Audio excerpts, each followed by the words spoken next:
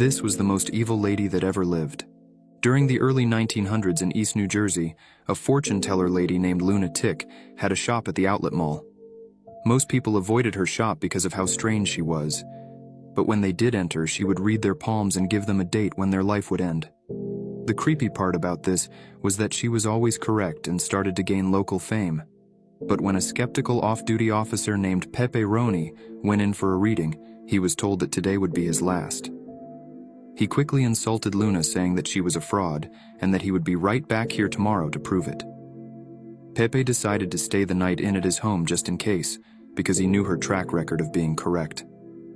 After dozing off around 10 p.m., he would wake up randomly and would become face-to-face with Luna, and she would creepily say, "Sorry, did I wake you?" A scuffle between them would happen, and Pepe was able to escape her grasp, but she continued chasing him down the hallway, yelling, "I am just fulfilling your destiny."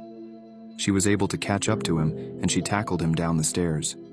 When he awoke, Luna was still unconscious on the ground, so he decided to handcuff her to a railing and went out to get help. But when they returned, she was gone. After everyone left, Pepe decided to go lay down and relax. But out of nowhere, he heard a whisper say, "Let's try this again." I am the reason people fear the streets of Serbia at night. People call me the Serbian dancing lady, but they don't know who I really am. I don't dance for fun. My movements are strange, slow and creepy, like I'm being controlled by something you can't see. I only come out at night, when the streets are quiet and the world is asleep. That's when I dance. I wait and I watch. Some people think I'm harmless, just a crazy woman dancing in the dark. But if they come too close, they'll find out the truth, and they won't like it. They say I carry a knife. That part is true. If you disturb me, I'll chase you. And if I catch you, let's just say no one ever hears from you again. The ones who see me. So, if you're walking alone and see a woman dancing under a streetlight, don't stop. Don't look. Run. Because if I see you, I won't let you go. Guys, this story is from Serbia. Comment your country and I will showcase a scary story from your country. This American woman killed 300 people in one day. In 1949, the small town of Goobersville, Indiana, faced an unimaginable tragedy.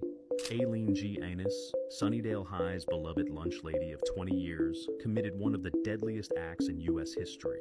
Known for her warm demeanor, Aileen's smile hid a dark plan. One morning, she laced the school's water supply with a lethal, undetectable poison. By noon, students and staff began collapsing. Panic ensued as parents rushed to the school and overwhelmed hospitals struggled to help. In a few hours, 352 lives were lost, wiping out an entire generation. Meanwhile, Aileen returned home, as calm as ever, baking cookies and listening to the radio. When police arrived, she simply said, "I was saving them from the pain of living."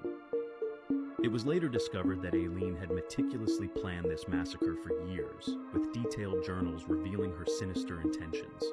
5 years later, investigators revisited her home, breaking down walls to uncover even darker secrets, turning the Sunnydale massacre into one of America's most haunting mysteries. This is the scariest urban legend you ever heard, and it ended up being true. Back in the 1970s, there was a scary funhouse in Long Beach, California, called the Laugh in the Dark. There was an urban legend that all the mannequins inside were fake, except for one. Inside the funhouse, there was one mannequin that looked bad. All the others looked fake. But this mannequin had something strange about it. Particularly this one looked a little more human than the others. The kids hanging around the area where this mannequin was placed said that there was a rather disgusting smell. A few years later, a film crew was shooting a movie using Laugh in the Dark as a film set. The director was doing a few shots and didn't like how the mannequin looked on camera, and ordered one of his crew members to remove the mannequin from the scene. The crew member went to where the mannequin was to move it away from the scene when one of the mannequin's arms fell off, and everyone was horrified when they saw that inside the mannequin, there were human bones. The kids were right. The mannequin, called Laughing Sal, was a mummified body. This woman is hiding from an intruder on her rooftop. Melora Rivera noticed that this man broke into her home and she realized she could not be in the home with him. She did not know his intentions. So she ran up to the rooftop and locked the door behind her. He broke through the lock and followed her onto the roof. One of the neighbors saw this and took a picture. Melora Rivera was on the phone to the police and they came there in less than 2 minutes. The man that broke into her house and followed her, named Christian Hicks, is a 29-year-old that the police deemed as mentally ill. Now, luckily, the police were able to get there in less than 2 minutes because who knows what would have happened to Melora Rivera if they didn't. They were able to get Melora Rivera down by a ladder, and they were able to convince the man to also come down. They arrested and charged him with burglary. This is just one of those cases that ended up being very good in the end for everyone involved. Christian Hicks has a $50,000 bail. I believe he couldn't post it, so he's in jail now, I think. And honestly, I'm glad, because I don't know if you guys can see this, he has a sick look on his face. Let me know what you guys think about this in the comments, or if you want me to talk about something specific that you're interested in, comment that below and I'll try to reply to it. And reminder, my videos are for entertainment or informational purposes only. Don't step foot on this guy's property. In 1979, a boy named Kevin moved into a small Indiana neighborhood with his family. He was quickly warned by the other neighborhood kids to stay far away from the house that was in front of his and that it was owned by an evil man named Mr. Dennis. The kids explained to Kevin that a former friend of theirs who went to retrieve a baseball that landed on his porch was quickly snatched and pulled into his home and was never seen from again. After just a few days of living there, Kevin noticed that he would see Mr. Dennis staring at him all the time through his window. But one night he saw Mr. Dennis leave in his car, so Kevin saw this as an opportunity to sneak into the man's home, and he did through an opened bathroom window. Once inside, he quickly realized how weird the home was with creepy paintings and furniture. Kevin would then find the basement door and wasn't sure if he should go down there until he heard Mr. Dennis pull back into the driveway and panically went down there. While down in the basement, Kevin was shocked to see how big it was and why there were so many rooms. After just a few minutes, the man would open the basement door and come down. Kevin would then hide in one of the room's dressers. After a few minutes, he heard the footsteps of the man go back upstairs. Believing the coast was clear, he had a sigh of relief until the dresser doors opened and the man said, "Hello, neighbor." He frequently touched his nose with unwashed hands, and 10 years later, the doctors made a discovery that turned his life upside down. Ryan, 30, had this odd habit since he was a teenager, constantly touching his nose with fingers that were not clean. Each day, he would stick his fingers in his nose, starting his mornings by rubbing his nose after handling objects, taking public transportation, or touching public surfaces without washing his hands. Despite repeated reminders from others about the importance of hygiene, Ryan only used a cloth to wipe his hands, never using soap. His friends and family often joked about his habit, but Ryan thought it was just a harmless quirk. However, things took a turn for the worse when Ryan started feeling unusually tired and experienced strange symptoms. Concerned, he went to the hospital and the doctors found something that changed his life dramatically. Follow this account and comment "nose" for part 2. This is why you should always take your lockdown drills seriously. In 2017, two 16-year-olds were in their school bathroom when the lights suddenly went out and their school went into lockdown. Feeling rebellious, they decide, you know what, let's go explore the school a little bit first and then we'll go follow procedure. They step out of the bathroom and look down the hall towards their classroom and they see this large figure standing in front of their classrooms. It's definitely not a student, it's not a teacher. He's got ragged clothes on and he starts walking towards them. They dart right back into the bathroom to the corner stall where they hide, praying that that man didn't see them. The man bursts in and starts yanking open all the stalls. Not wanting to see what happens when he gets to their stall, they get on the ground and start crawling to the side of the room where they finally get up and make a run for the door. They look back and he's holding a gun. The boys manage to get away safely and no one's hurt, but the police never capture the ragged man. On April 6, 1997, the Lily Lid family were passing through rural Greene County, Tennessee. They stopped at a rest stop along Interstate 81 where they encountered 6 young people from Kentucky who were on a road trip and desperate for a vehicle. One of the perpetrators was armed with a gun, forced the family into their van, and drove them out to a rural road called Payne Hollow Lane. There, the mother and father and 2 children were lined up along a ditch and were shot to death, except for the youngest son, Peter, who was only 2 years old and was left with permanent disabilities. The 6 perpetrators were later caught by a customs officer in Arizona. They were arrested and extradited back to Tennessee, where District Attorney Berkeley Bell negotiated a plea deal offering life sentences in exchange for guilty pleas to first-degree murder. All 6 defendants agreed, and in March of 1998, they were sentenced. They've since tried to appeal their convictions, but those were denied, most recently by the Tennessee Supreme Court in November of 2024. The Lily Lid murders serve as a chilling reminder of the fragility of life, the depth of human cruelty, and the resilience of those who survive. If you see these three women, run and don't look back. In New Zealand, people call them the faceless women.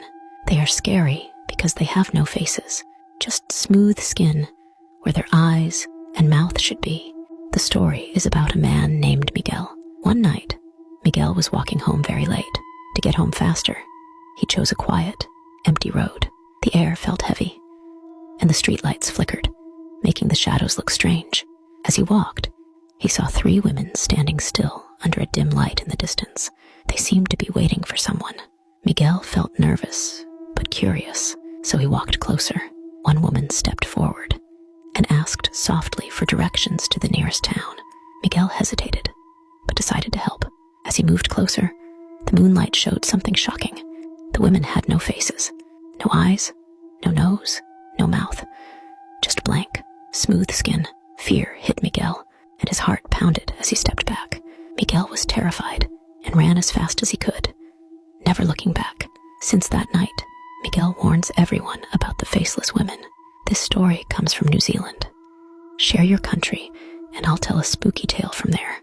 True, scary story of La Lorna, the weeping woman. In a small village in Mexico, there's a true story that sends shivers down people's spines. It's about La Llorona, the weeping woman. Many years ago, a beautiful woman named Maria fell in love with a rich man. They had 2 children, but he left her for another woman. Maria was heartbroken and, in a fit of rage, drowned her children in the river. When she realized what she had done, she was consumed by guilt and sorrow. She walked along the riverbank, weeping and wailing, until she eventually drowned herself. Ever since, her spirit has been doomed to wander the earth, searching for her lost children. People say that if you hear her cries, "Ay, mis hijos," "Oh, my children," you must be careful. La Llorona might mistake you for her own child and take you away. Late at night, in the darkness, her ghostly figure can be seen near rivers and lakes, her white dress drenched, her face hidden beneath a veil, and her cries echoing through the night. Many villagers swear they have seen her or heard her weeping. They tell their children never to wander alone near the water after dark, for La Llorona might be waiting to drag them to a watery grave. Her story continues to haunt Mexico, a chilling reminder of love turned to horror.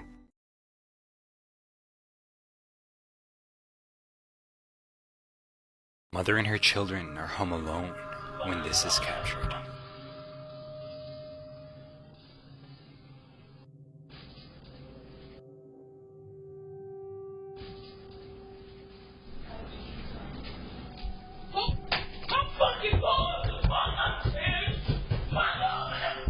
And her son suddenly burst into her upstairs bedroom, screaming and crying, saying that somebody was in the house. He gets up around 7 a.m. every day. He decided to make some noodles, which he told me that he was making for lunch to take to school. He said that he heard a voice coming from the cabinets that said to him, "How did you find me?" As Tony tries to get her son to calm down, they both hear the sound of heavy footsteps coming up the stairs. Jumping all over my bed, hiding in the corner, screaming and hollering, saying he didn't want to die. Somebody was in the house, somebody was in the house. And I'm like, calm down. So then I call my dad. I'm like, "Dad, man saying somebody in the house." At the point, my dad was like talking to him, telling him to get out the room or to be quiet. And he finally did get a little bit quiet. We started hearing footsteps. I mean, big, heavy feet coming up the steps. So she begins to search the house, wielding a hammer. After finding that all the doors and windows are locked, he begs her to check the security cameras because he swears up and down that he heard a voice. Tony decides to wait till he goes to school to check the cameras. What she found is truly chilling.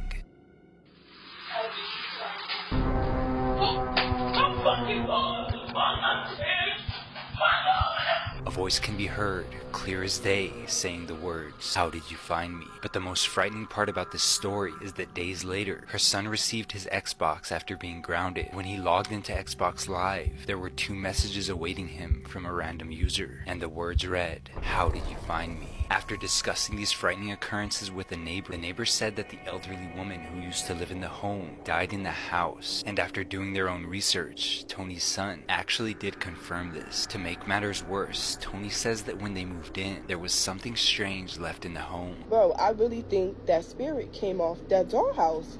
I think when we moved that dollhouse upstairs and sat in the kitchen for a little bit and took it out and put it on the porch, that the spirit was on that dollhouse because the kids did not want to touch that dollhouse. Like, it was something about the dollhouse. And she can't help but think that they disturbed a spirit by moving it. Now Tony's son refuses to sleep in his bedroom and will not be left alone in the house. What do you believe? Do not leave me, please. I'll do anything. I'll do anything, please.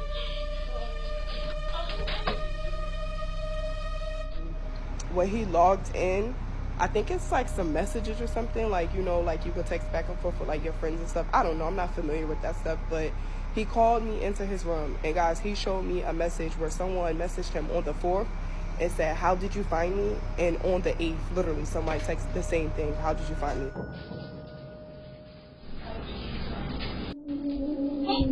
I'm fucking bored. I'm scared.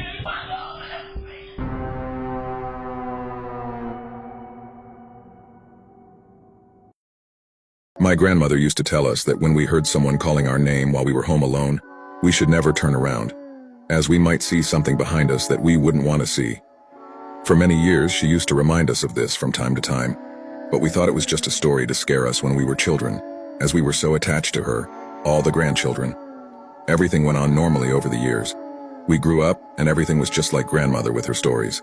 On one occasion, when I got home from work, I went to see her in her room as she did every night, to greet, deal with, and take her medicine. While she did so, she used to sit me next to her to talk and watch TV. The conversation continued as usual. At one point I asked, "Mom, TT, was that what we called my grandmother? Do you remember scaring us when we were little, saying that we should never turn around when someone calls us instantly?" Her face became serious and even a little worried, replying, "Why do you say that? Did you hear someone calling you?" Noticing the concern on my grandmother's face, I said no, that it was just a very present memory from my childhood.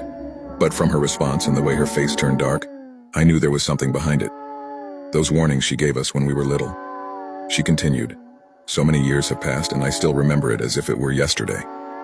This is what she told me. My grandmother says that when she arrived in the neighborhood where we currently live, it was very different. To give you an idea, my grandmother was 100 years old at the time. She was born in 1920 and arrived in the neighborhood in 1935, when his parents bought the land. At that time, there were no electrical wires everywhere, and the way to light was with candles or alcohol lamps. We survived as best we could and lived day to day. At that time, the house we lived in was still a farm, the largest in the neighborhood, and even Grandma had 3 siblings, Ernesto, aged 12, Elma, aged 8, and Elva, aged 5, with her Esther being the oldest, 15 years old. One day, my grandmother's parents needed to travel to do business away from the farm, so my grandmother, being the oldest, was in charge. "We'll be back tomorrow afternoon. Remember to take care of your brothers and don't go out to the farm at night. Everyone must stay at home." The rest of the day went by normally. All chores were done as expected, and when the sun went down, my grandmother took her siblings indoors, prepared dinner, and then went to bed. Everyone slept in the same room on 2 beds lit only by a few small candles. Slowly they began to sleep without imagining what was about to happen that night. My grandmother doesn't remember the exact time, but she remembers being completely in the dark as the candles had burned out. She got up from the bed to light other candles, and as she did so, a very watery female voice, coming from the corridor, he called her name, "Stir, come." Scared, my grandmother remained silent while in her mind she thought, have Mom and Dad returned yet?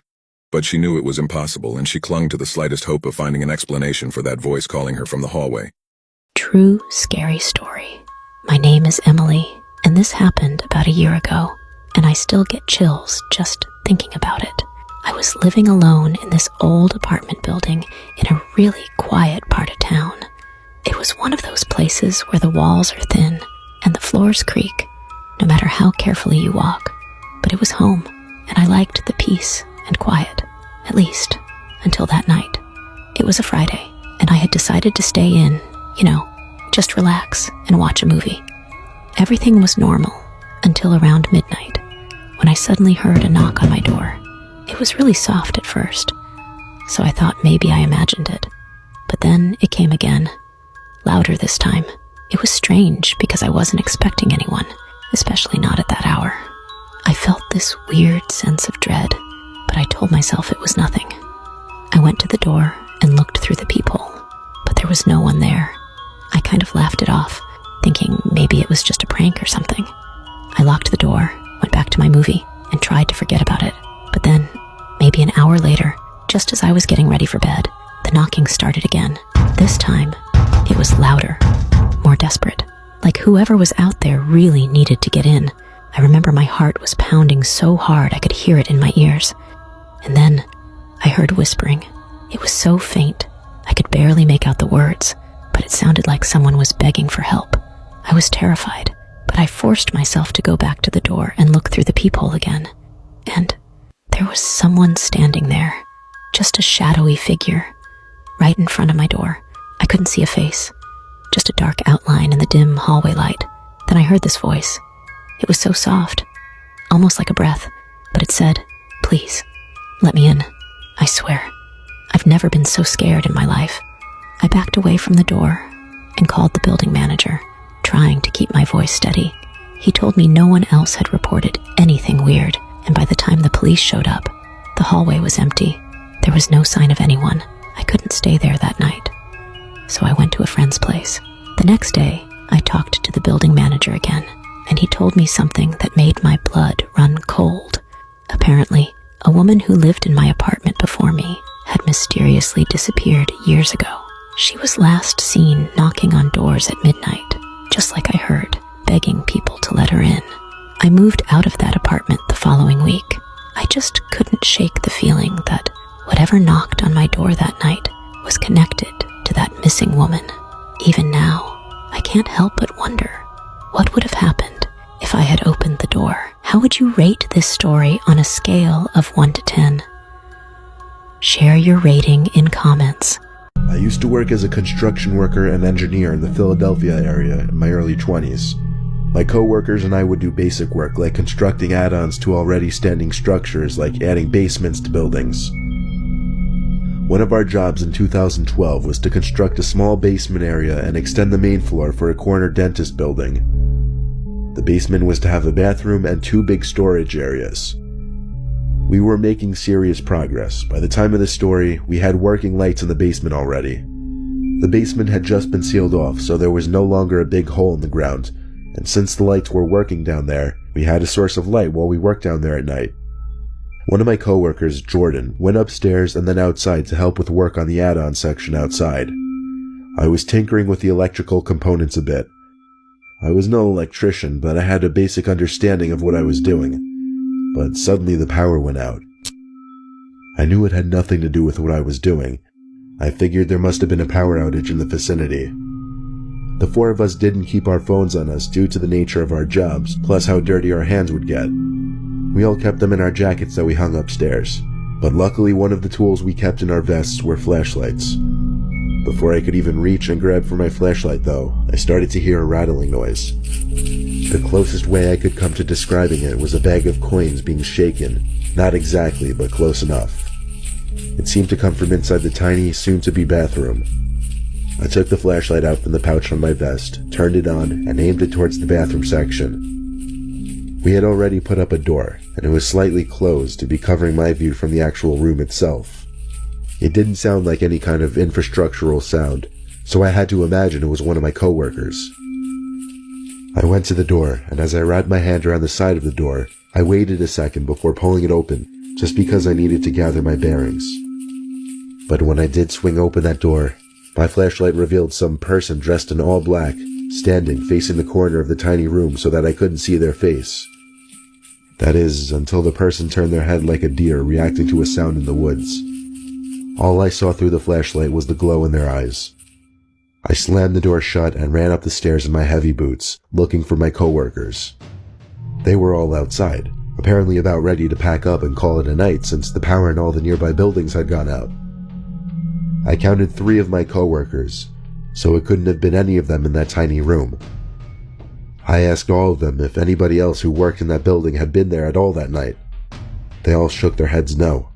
So at this point, I had to lead them downstairs to show them the creepy stranger in the basement.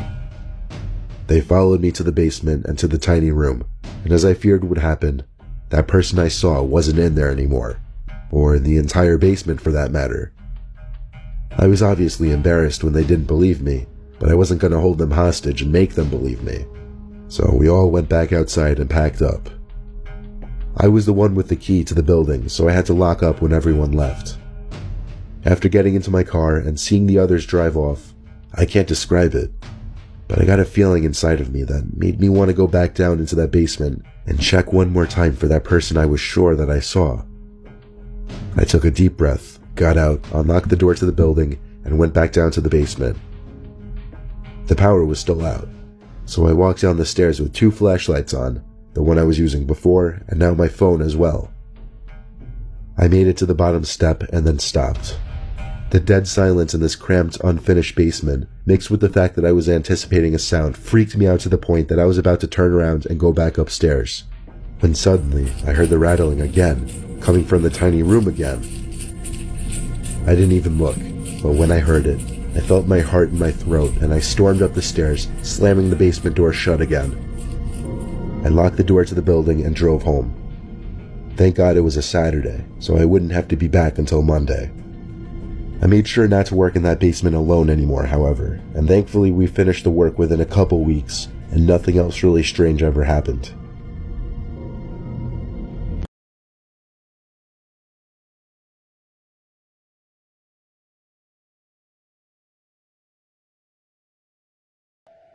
I'm here to tell the story of the time I went to the park with my friends. On a Friday night during the summer, I asked my friends Alyssa and Maya to come over to play Just Dance and have a sleepover. Alyssa arrived first, then Maya. We go upstairs to put the sleepover stuff in my room and head back downstairs to my living room to play Just Dance like we normally do on Fridays. We played for hours, and of course, I got mega stars every time. My friend Maya suggested we go to the playground right next door to my house to stargaze. We tell my dad where we're going and head to the park in our little fuzzy PJ pants and sweatshirts. I often get paranoid, and my biggest fear is what's lurking in the dark. My friends know that, so they comfort me in those situations. We start walking to the playground, and I'm already pretty anxious. We make it to the swing set, and we start acting like idiots, laughing like little kids telling their moms to push them. Then we stop laughing as much and start spilling secrets. I start having this feeling that we're being watched. But I looked around, and there were no cars in the parking lot, and no one at the field, at the playground, or bathroom. I thought to myself, what if it's just an animal? But then I think, no, we are being watched. I know it. My instincts are right almost every time. My friend noticed me getting scared, so Alyssa says an inside joke of ours and starts reminiscing about old times. I start to feel better and decide to play some music and run up the slide to lighten the mood. My friends take some pictures of me holding up a peace sign on the swings for their snap stories. I run down to join them as Maya pushes Alyssa on the swings, and I begin checking my phone to see the pictures of me. In the corner of my eye, I see something moving. That's when I stand up from my swing and see the shadow underneath the slide. I go over to my friends and say, "Yo guys, do you guys see that thing too?" They both say, "No, it's probably a shadow from a car passing or something. Relax."